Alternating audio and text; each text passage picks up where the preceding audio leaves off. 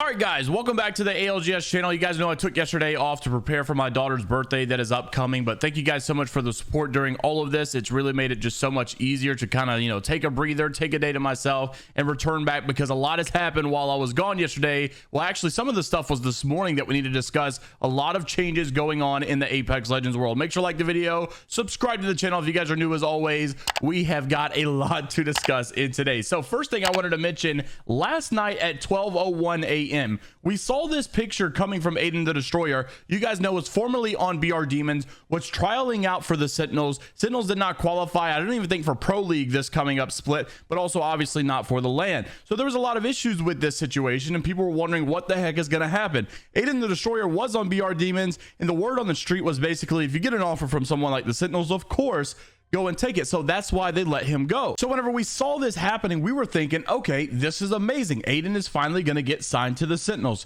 Not so fast. Once again, thank you to Nico for tagging me in this over on Twitter, but Alpha Intel actually made this tweet earlier this morning. Sentinels have officially released their Apex Legends roster after the team failed to qualify for the hashtag ALGS Split 2. This is obviously unclear what is next for SEN, but it follows another NA team, Cloud9, G2, and Liquid, all releasing their Apex Legends esports rosters. Is this something to worry about? Imperial Hal had that big discussion basically saying it's not the state of the game. Sure, there are some problems. Sure, there are some things. But honestly, if these teams were playing well, if they were qualifying for things, if they were not choking like they shouldn't be, then obviously these teams would be staying around. And it definitely is hard to argue that fact. If you're seeing G2 go to the LAN, they're not about to drop their roster. If Sentinels qualifying for Pro League again, they may drop their roster. But of course, you could kind of expect them to drop a roster that didn't even qualify for Pro League, much less the LAN event that's going on in London. So now it kind of has this whole tweet with Aiden the Destroyer a little bit confusing. Is it going to go back to BR Demons? Because you guys may know by now, Glitch Gaming actually announced their official Apex Legends Pro League roster just a couple of days ago, and there's one contingency that we need to discuss here. So Glitch basically said, straight from the Glitch headquarters here, we have FPS Vayne, we have Reeds,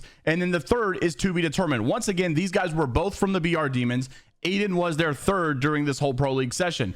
However, obviously, we knew that, Aiden was supposed to go to the Sentinels. Basically, the word that I've heard from these guys was, look, if you're getting an offer from Sentinels, just go. Don't even worry about it. It is what it is. Go and grab that bag. Good on you, bro. And so they started to run and trial other thirds. We saw Lou actually compete with these guys. We saw them try some other thirds as well. I actually saw their esports manager, Thornton Smash, make this tweet a couple of days ago, which made me wonder, has this whole Sentinels announcement been known for quite some time?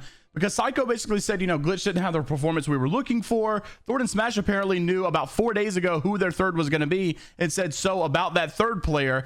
And then a demon emoji, which makes me think that the BR Demons are returning back to normal and that Aiden may certainly come back to this esports roster for the BR Demons. Now, that is obviously speculatory. I'm not 100% sure if that's true, but it definitely does seem to line up here and definitely makes a lot of sense. We also saw that Tech was obviously no longer going to be a coach for Sentinels, considering they are leaving the scene. So Tech is a free agent here as far as a coach or an IGL, also looking to play here. So it is interesting to see. We also saw a confirmation here as basically Apex Intel was trying to tag Glitch in here, basically just like looking for a third player, and Thornton just confirmed our squad is all filled up. Now, they haven't announced this guy yet. I don't think so. So that's why I kind of feel like it is Aiden. We'll just have to wait and see. Now, Crust, also being a pro player over on that Sentinels roster, did basically make his tweet longer as well, basically saying that he is now looking for a team. Straight to the point, I left Sentinels looking for a team for Split 2 Pro League, mainly a fragger, but potentially willing to learn an anchor role, versatile, and can play any legend. So now that this squad has been released, I'm really looking for some success here. Him and Sinox definitely have been playing Apex for quite some time, and I would love to see them guys, really bounce back here in a very amazing way. Also wanted to mention this. That's not the only roster change that we have. Unfortunately, Slurpee has also been removed from the Apex Legends Pro roster. Cutnoid also made this tweet saying, after FaZe ended Split 1 in 20th place, we all expected a FaZe roster change to happen. We kind of already know what it is. He says, after all of this, Slurpee has announced that his departure from the team has come. And unfortunately, he also made this tweet right here, basically just saying, I'm looking for a team plus my experience with FaZe.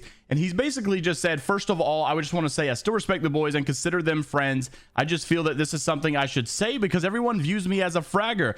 I was originally told that on my role as the roster on the team, I was to anchor from our spot to provide support for Snipe and Alberlelli. Shortly after week 4, I was questioned to why I wasn't frontlining fights and being an initiator, which role I was told explicitly not to do. This obviously put me in a weird spot because going into the team, I wanted to be the fragger, but was told not to. and I'm going to fill whatever role the team needs for me to win. There's a little bit more to it, but I'm not going to go into full detail. Just wanted to clear this up a little because everyone views me as a fragger, and there was reason behind why I wasn't playing that role originally. Like I said before, though, I'm not throwing shade or blaming anyone. I still have respect for them and consider them friends as a team, and we just never really found our identity. Kept switching things up and always like comps and stuff, and maybe that had an effect on us. Just wanted to get that out there because everyone views me as a fragger, and that's why I wasn't playing that role. He also said, basically, I don't know why I repeated myself so many times, but yeah, he most certainly did. Just kind of felt bad because, you know, just a couple of months ago, here he was saying, join FaZe Clan, let's go, FaZe up. You hate to see all of this stuff come to an end, but unfortunately, that is the way that it ends sometimes. Like I said earlier as well, we kind of already know what this new FaZe roster is going to be. He's been making tweets for a while now saying that he's playing like the Oversight Finals and a couple other events that he's been playing in,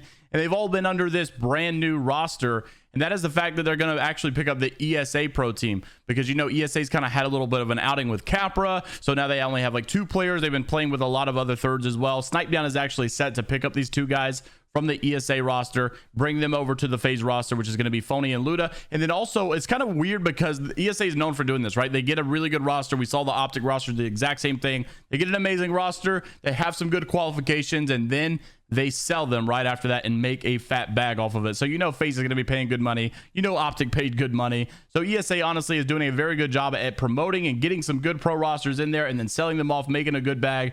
And then obviously, you know, I trolled down here saying, why is he not in FaZe for the tourney? He actually is in FaZe. You know, he's just kind of playing with the ESA guys because I would assume that they were trialing them. They're going to bring them over for this next split. So that is more than likely going to be the updated FaZe roster anyways, and that's no surprise. Like I said, we already kind of knew that. I want to wrap this video up here. G-Dolphin kind of going on a rant that I wanted to make mention of here. The rank system is so currently bad in this game. There's been a lot of backlash, a lot of issues. Apex on my main channel, I've already talked about this, have basically said they're going to make an update to the whole matchmaking system.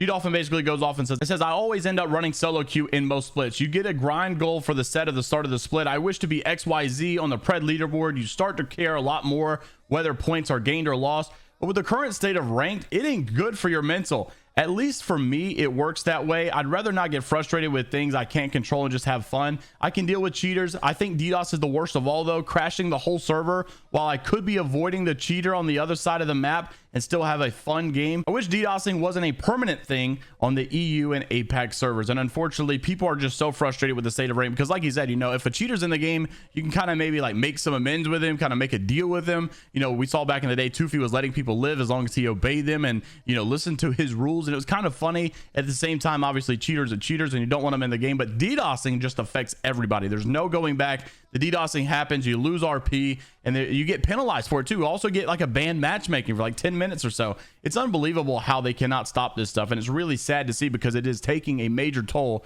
on the ranked system. I'm interested to see what you guys have to say about all the topics down in the comment section below. Make sure to like the video if you guys did enjoy, and subscribe to the channel if you're new. As always, I want to stay up to date, all things ALGS related. I'll see you guys in the next one. Take care of yourselves. And until next time, I'll see you later, Gators.